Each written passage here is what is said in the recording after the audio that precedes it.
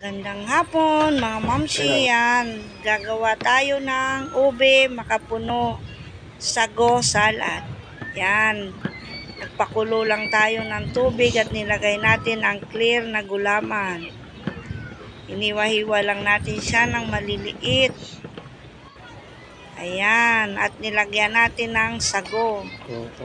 Sabay-sabay na natin yan. Nata de coco, sago, Nestle cream, makapuno. Ube, makapuno, sago, gulaman, salad. Yan, nilagyan natin siya ng condensed na may ube. Ayos ka dito. Yummy, yummy. Sarap nito, mga mamsi. Yan, halu-haluin natin yan at lagyan natin ng cheese. Hayaan lang natin na mahalo ng mabuti. Ayan na mga mamsi ang ating ube makapuno gulaman sago salad. Ayan. Budget na budget lang natin yan para sa ating New Year.